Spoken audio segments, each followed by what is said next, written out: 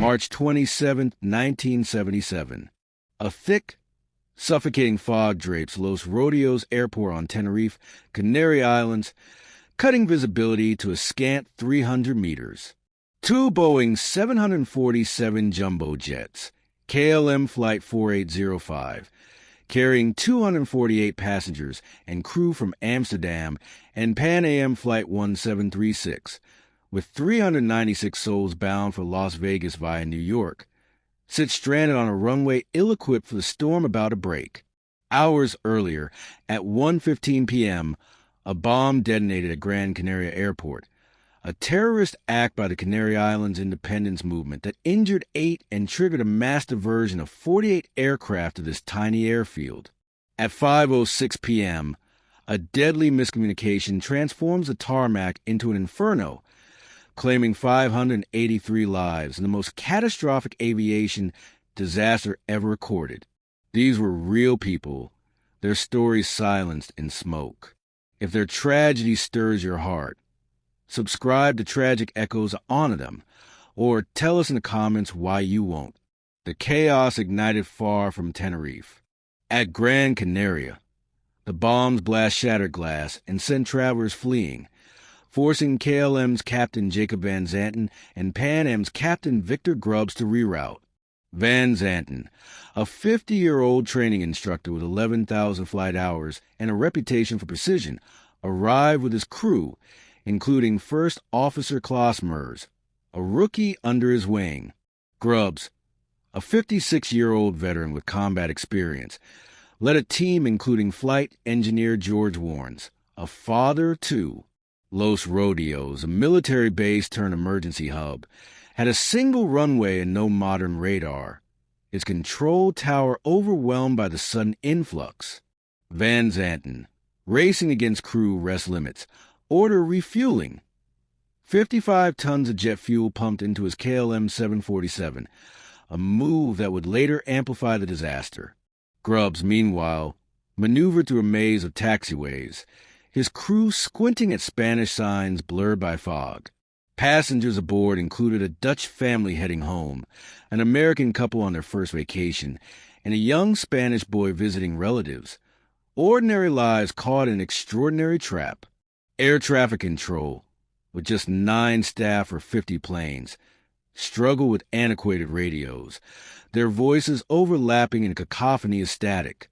This was no act of nature. It was a collision course built by human hands. 5:06 p.m. The fog presses tighter, a gray veil over Los Rodeos. Van Zanten, impatient after hours of delay, mishears ATC's standby for takeoff as a green light. His KLM 747, a 270-ton behemoth, roars down the runway at 160 miles per hour, its engines drowning out doubt. Mers, the co-pilot, hesitates but follows orders, a trainee deferring to his mentor. On the same strip, Grubbs' Pan Am jet creeps forward, lost in the haze, missing exit C, for blocked by another plane. Warren, in the cockpit, spots the KLM lights too late, shouting, "Look at him go!" His final words. The co-pilot's desperate. "We're still on the runway," crackles through the radio, but Van Zanten can't break in time. The KLM nose spears into Pan Am's midsection, ripping the fuselage apart and sparking 55 tons of fuel into a fireball that leaps 100 feet high. The blast shatters the afternoon, windows cracking a mile away. A local shepherd, tending his flock, saw a towering plume of black smoke rise over the hills. The heat hit 1,200 degrees, melting aluminum into rivers of ruin. Only 61 survived, clawing from Pan Am's front cabin as the rear vanished in flames. In that heartbeat, 583 stories ended, their echoes lost to the fire. From the ashes, survivors staggered forth. Rabina van Landschot, a 34-year-old Dutch passenger, emerged from Pan Am's wreckage, her face streaked with soot, her hands guiding an injured stranger to safety. Firefighters, armed with hoses against the inferno, fought for hours, pulling 70 bodies from the debris. Others reduced to fragments by the heat. The airport became a battlefield of grief, medics triaging the 61 survivors amid twisted metal and burning fuel. The investigation, a joint effort by Spanish, Dutch, and American experts, revealed a web of errors. Van Zanten's rush, Grubb's misnavigation, and ATC's failure to confirm positions. The fog, though severe, was a backdrop to human frailty. Cockpit tapes showed Van Zanten's insistence overriding Murr's caution. Tenerife's toll sparked immediate change. The International Civil Aviation Organization mandated crew resource management, training pilots to challenge authority, a practice saving lives since. Yet, for families like Warren's wife, who received his last paycheck with his wedding ring, the pain lingers, his voice on that final transmission a haunting memory. The Tenerife disaster was a turning point etched in fire.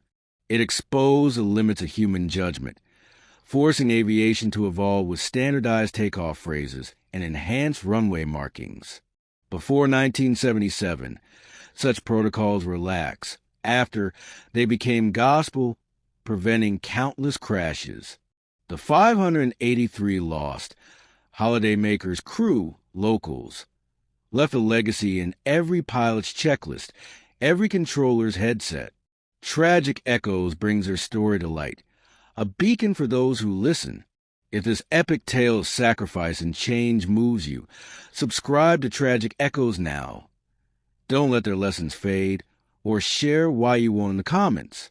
Hit that bell and join us with #WingsOfFate to carry their memory forward.